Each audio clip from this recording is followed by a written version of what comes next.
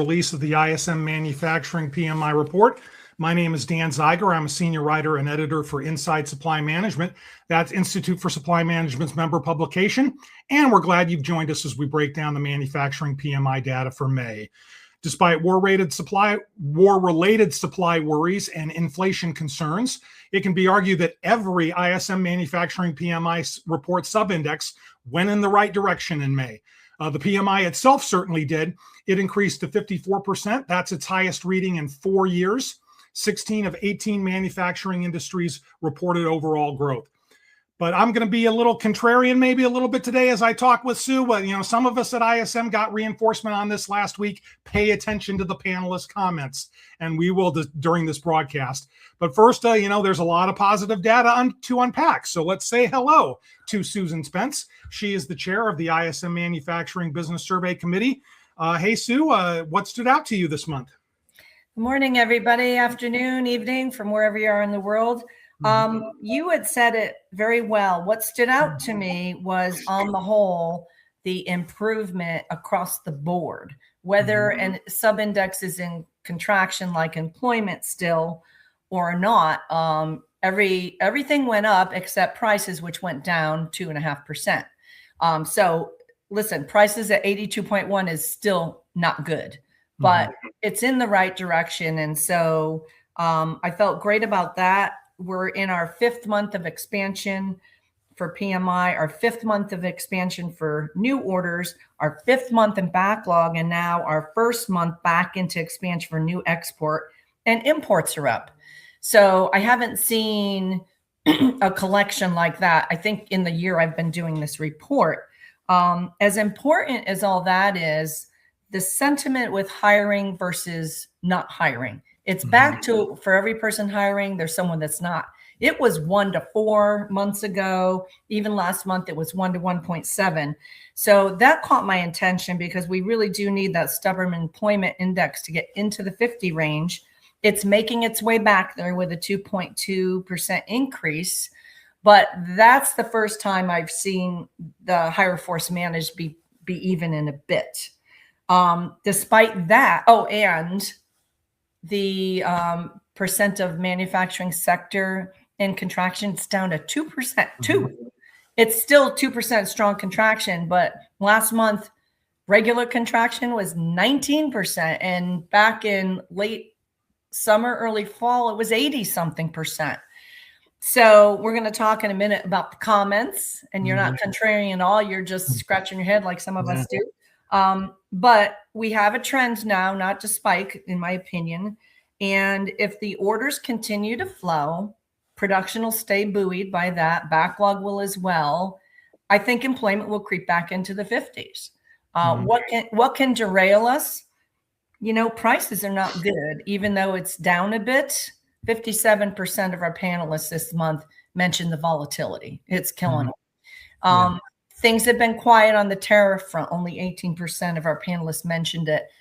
Don't forget, in a few months, we may hear some news about replacement tariffs. Hopefully, whatever comes out of that will be under 20%, under a current existing law that doesn't have to go to court to get challenged, and folks would know, and they either pass it through, absorb it, or some combination.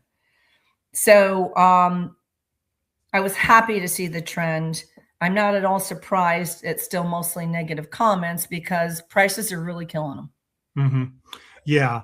We'll talk about, we have talked on, you can go back and watch the archive on YouTube. The last couple of months, we have talked about potential yellow flags that could impact the data. And as we'll get to the comments in a little bit, a lot of panelists continue to talk about them. But, here we are, the PMI is at 54%. And I know you kind of mentioned this to the effect in an interview earlier today. I mean, you can discuss this dichotomy, concerns of what could be and what could be at some point you have to talk about what is. And what we have here is the highest composite index reading since May 2022, which was at 55.9% then. So yeah, just talk about, why we want to be contrarian sometimes, but we do have to look at the data at some point. Yeah. We want to be steady in our reporting and look at trends and math, but understand sentiment. I think I've concluded it's pent up demand. You know, I think customers, whether they're industrial or consumer, want stuff, right? They want the goods, and either they've been afraid to go buy it because tariffs were looming and I can't afford 50% more or however much got passed through. Excuse me. That's not gone away, but it's died down greatly. Again, mostly because of the SCOTUS ruling. But, you know, right now, what is on everybody's mind? Prices. You know, you get reminded every week or, you know, every few days if you're not filling up your tank the whole way. It's crazy. And so that's painful. Now, how does that translate into continue new orders or not, right? There's some consumer goods, I think, that are going to be hurting, maybe like apparel. You know, wood products was the only category not in expansion. So think about the things in your everyday life that you could do without because you just can't take the prices. And then think about the things you need. So my feeling is, as long as the order flow continues, we're going to be fine on this upward trend. If we're still here, you know, mid-end of summer with a Middle East conflict that is not only driving prices through the roof in some cases, but the shortage list is growing now. There's new things on it we haven't seen. And there's things on it that have been for almost a year or more: electrical components, electronic components, memory, right? The things that you're used for data center build out, we have concluded. So the dichotomy makes sense. My gut tells me if this conflict ends, we're going to see things really take off and sustain, and it's going to be happier reporting every month. Yeah. I don't know if that's going to happen. You know, we heard some things yesterday about ceasefire being close, and now we have more conflict overnight. So, you know, hopefully we're not going to be like we were last year, where we're just sitting on the edge of our seat waiting for the next thing to happen. Yeah. Well, before we get to the sentiment and the comments, you know, we talked about prices a little bit. We can camp there for one more question at least. The index this month, 82.1%. That is actually down 2.5 percentage points from April.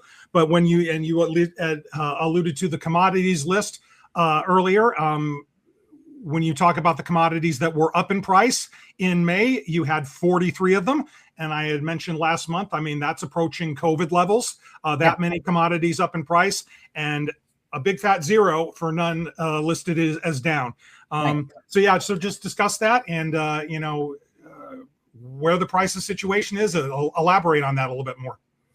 Well, you can see the list. It's long. It's exhausting to go through it. But, you know, it's either direct, you know, petroleum, coal product related sub-commodities, or it's transport or whatever, anything that has to travel, right? On a truck, on a train, by ship, it's getting affected.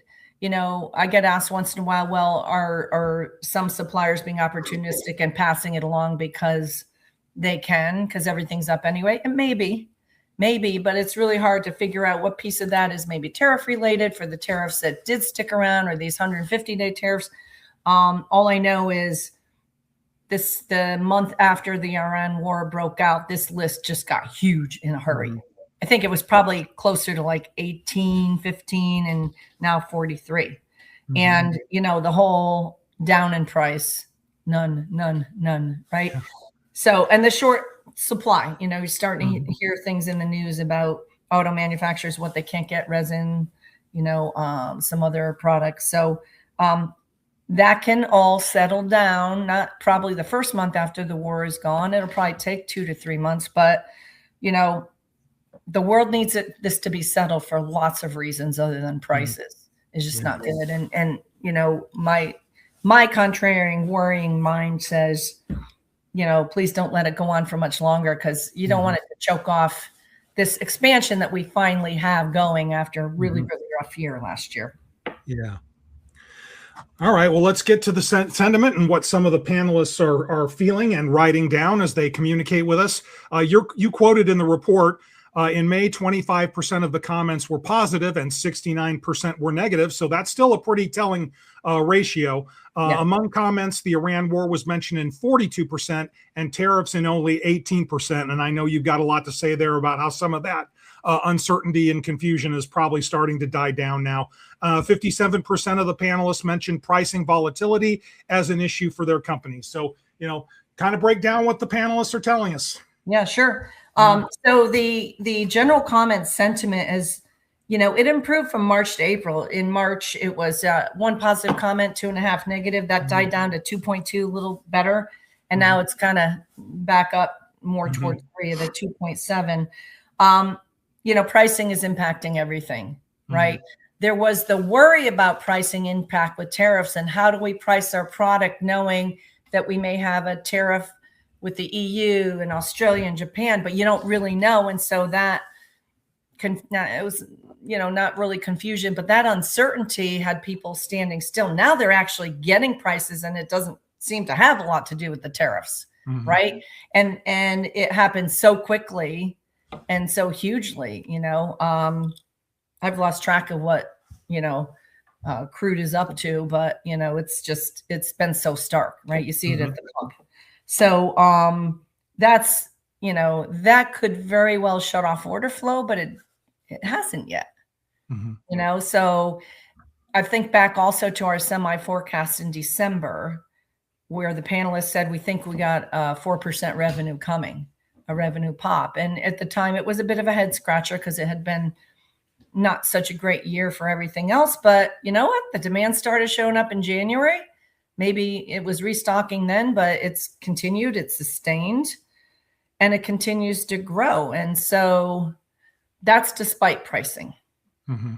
So I don't know that I have a conclusion other than what if tomorrow this war ended and then we work through prices calming back down? How high can this thing go? Man, wouldn't that be great?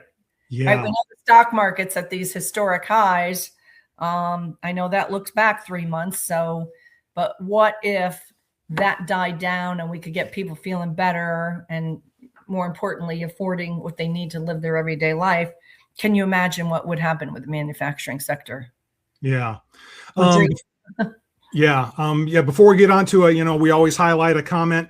And before we get to that, you had talked about crude, and we did have one of our viewers did have a question, and our apologies. I don't have the current price at my fingertips either, but this question was more along the lines of shortages, especially in some of the headlines that you may have been seeing from California in the last couple of weeks there, are particularly that situation. But one of our audience members asks, how do we interpret I presume that means we as supply managers interpret and action the Exxon or Chevron, their second week of July messaging around limited gas reserves worldwide, just, in terms of potential shortages and those fears. How do they interpret it? Yeah. I guess believe them. Yeah. Believe them. I mean, you can't stockpile everything, right? It's tough when everything is running on that, and we're not yet an all electric society, right? Kind of one more thing to deal with, unfortunately. Yeah. I actually did not see that announcement. I was out of the country for a couple of weeks. In Europe, by the way, $8 a gallon. Not that I'm complaining, but it's tough. So I think, you believe that's what's happening. And, can you pressure your congressman to pressure, the end of the, normally when I was growing up, it's like, go talk to your congressman, go vote. Well, you can't vote on a war, can you? Well, some can, but that's not how it's gone. So, I think, we all have to do our contingency planning as much as possible, but, again, is it going to be a short conflict or a long conflict? We're going on month 4 coming up here. Yeah. So. Yeah. For those who were wondering, the U.S. oil WTI is 93.9. So Christina, our crack person behind the scenes there was on top of that. Yeah, let's get to a comment. We highlight one each month, and this month I really thought a respondent in miscellaneous manufacturing was really poignant.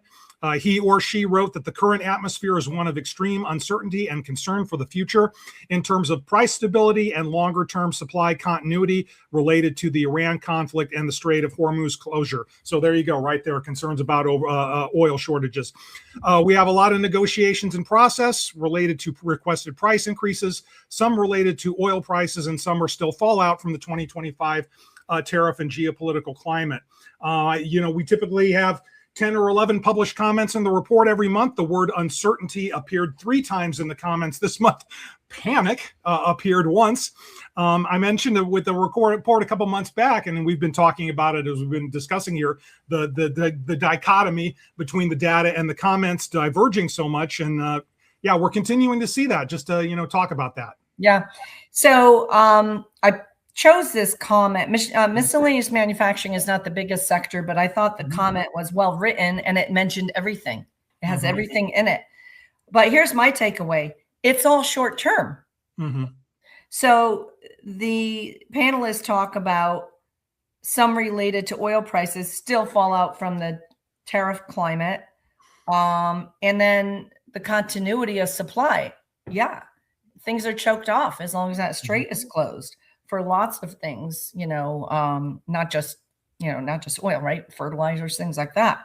But it reinforces to me my gut feeling, which is if this conflict can end, we take a few months to sort out what's going on with prices, and barring any other new tariff surprise other than, okay, here's the replacement tariffs, and hopefully not anything extreme or that has to go through the court system, then I think we're on track still.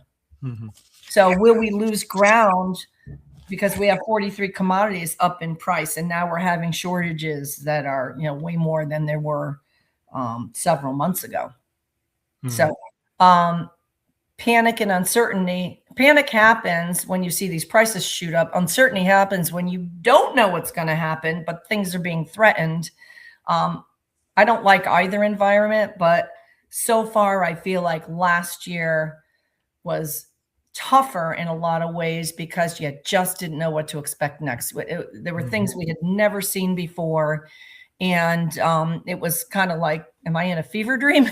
Someone said, it's like what's going to happen next? I wake up and it's like, take a deep breath before you open your social media and your news, and that's not good, especially for business. So when I see, I'll go back to the hire to force ratio. We're back to 1 to 1.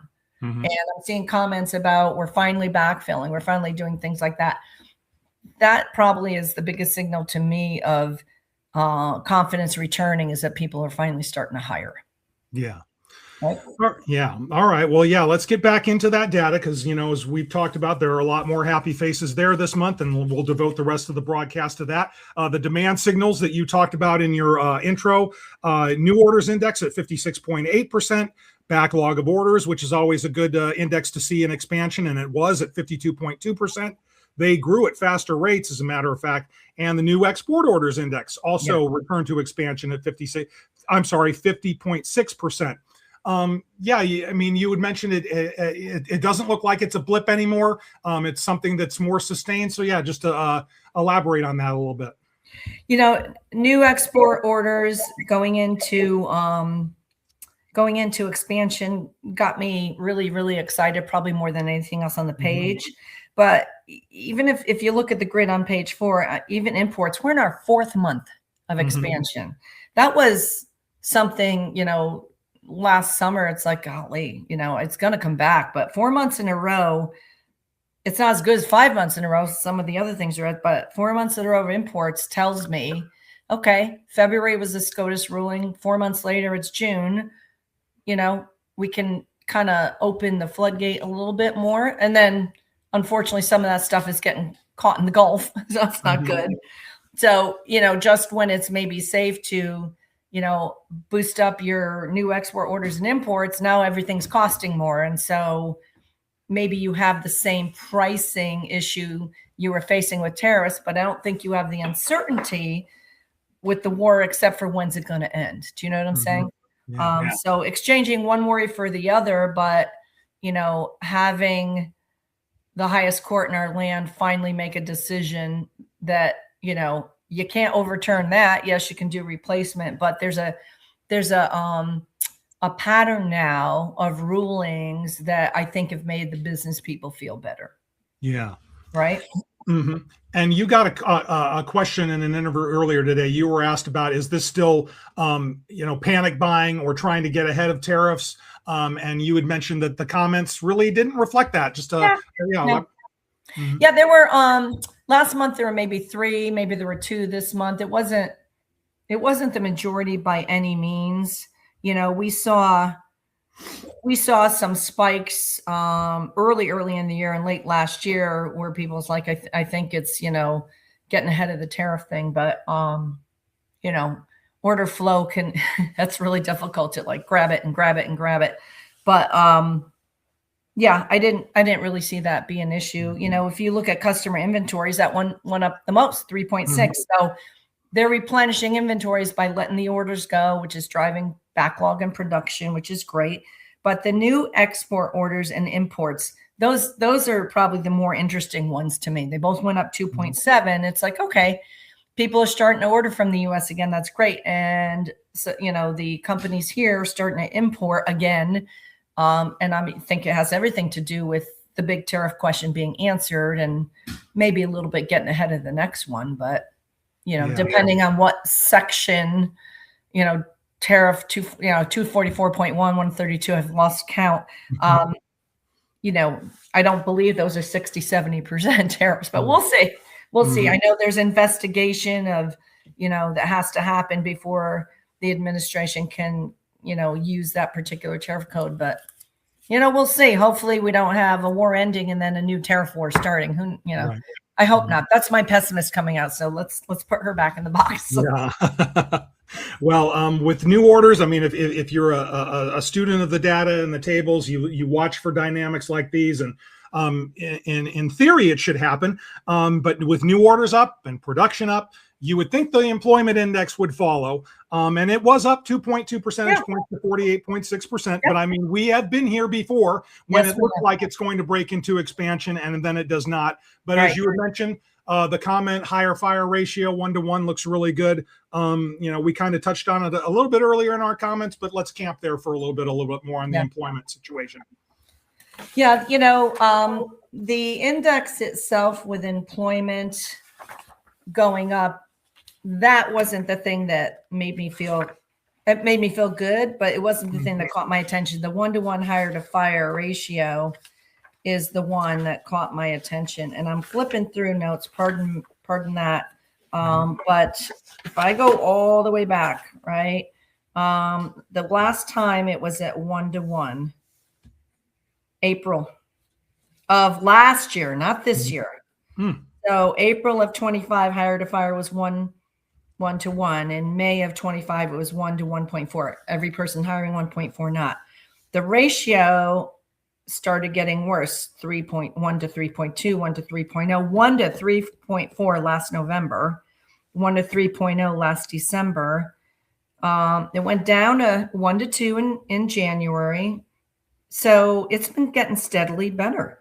It has been, the negative comments about firing or managing workforce have steadily declined since November. Was a high of 1 positive for 3.4. Then the negative comments went down to 3, then to 2, then to 1.4, then to 1.2, right? Then it was up a little, 1.7, now it's 1. So it's a nice trend that I'm noticing that makes me feel confident that there's confidence in the manufacturing sector that it's okay to finally now hire folks. Yeah. And that they're reacting to, we're getting orders. Oh, now we're getting some new export orders. Okay, now we can import. Perhaps they've passed along price increases for the tariffs that are staying, perhaps not, but I don't think these companies are going to hire on a whim or something they think is temporary. Yeah. Also, a side note on that, I'm looking at my other screen here of the 6 largest manufacturing industries. The 3 that reported employment growth were computer and electronic products, transportation equipment, and machinery. Given current events, those are 3 nice industries to see there. I mean, you'd like to see chemical products because of we've talked about what a bellwether that is. Yep. But yeah, that's kind of encouraging as well. Yeah, and computer electronic, is it still AI build out? Yeah. I'm going to assume so. When is that largely over? Not sure. I guess you just watch the Mag 7. Chemical products is always great to see there because it goes in so many things and it's the biggest sector. And transportation equipment because it's a bellwether like transportation services. If goods are moving and people are ordering vehicles and rail cars and airplanes to help move them, then that's a positive sign. And machinery is very general. So I do like that. I do like that, especially this month. Yeah. Well, that's great. It leads well into my next question here. And I've just noted it wasn't reflected in the comments or the data that I saw. So I wanted to ask you about it. Much of the comments or the coverage that we've seen in this morning has mentioned the impact of AI investment on the manufacturing sector and why that's been such a positive. I don't doubt that, but I'm just saying I really didn't see it mentioned a lot, AI investment by panelists or anything in the data. I mean, could you talk any potential impact that you're seeing there? I don't see anything in the monthly. I know we asked a specific question in the semi forecast and we're a few weeks away from publishing it. So I'm really interested in seeing if that's changed. My recollection is that a number of the companies were piloting or thinking about it or talking about it, but hadn't really put anything in place yet. So I didn't see the news coverage this morning of RPM. I was getting ready for the interview. So I get asked, do you think the AI revolution is impacting the number of people that get employed and hired? I don't think so yet in manufacturing. At least our panelists, our group of panelists, the sectors we cover, they're not that far along in it, right? The question, I guess, is, will employment, stay anemic or contracting so long that by the time it's time to hire a whole bunch of people, you can have an agent do it, an AI agent instead? Well, not if most of our manufacturing sector is still just in the thinking stage. I guess it can happen quickly once you decide, Yeah. Well, we got about 2 minutes left here, and we do have a couple of announcements at the end related to the supply chain planning forecast that we've been talking about. So we'll save some time for that. So I'll combine the last two questions I usually ask you at the end of every month. If I'm a CEO or executive, I mean, what should I take away from the data? And I mean, is there anything that we haven't discussed or that I haven't asked that you think might be important to include before we wrap up? Well, you always ask everything, and I can never think of something. So that's the second question. As a CEO, I would just say, again, listen to your supply chain folks, pay attention, mentally be ready you're not in a great negotiating position on prices right now. One of the comments, I don't think I published it, said, boy, it's a bad time to try to strike a deal. It is, but in certain times, it's continuity. The risk of, price increase is a lot less than risk of not having something, right? So, basic principles. Yeah. Those help any month, no matter what the PMI data say. So, hey, Sue, thanks a lot. It was fun talking with you as usual, and we'll see you again next month. Thanks, Dan. Yep. Thank you for joining us today. And in a bit, you can go to ISM's website and read the roundup article that details a lot of what Sue and I have discussed here. And we'll see you on Wednesday when the ISM Services PMI report for May will be released. And I'll be chatting with Steve Miller. He's the chair of ISM Services Business Survey Committee. And also mark your calendars, June 17th. That's when ISM is going to release its supply chain planning forecast that Sue referred to a couple of times in our broadcast for the manufacturing and services sectors. That report will detail recent performance and panelist sentiments for the rest of the year. And for ISM members on June 22nd, Sue and Steve will present a webinar on the forecast. ISM members can register for that through the education calendar on ISM's website. And also there will be a LinkedIn live broadcast slated for that day. More details to come on that. Finally, if you'd like to be a part of the ISM Manufacturing or Services Business Survey panels that help compile data for the ISM PMI reports, visit ismworld.org/join the panel for more information. So for Sue Spence and some great people who helped us behind the scenes, Christina Cahill with her oil futures and Jennifer Stevens, I'm Dan Zeiger, and we'll see you next time.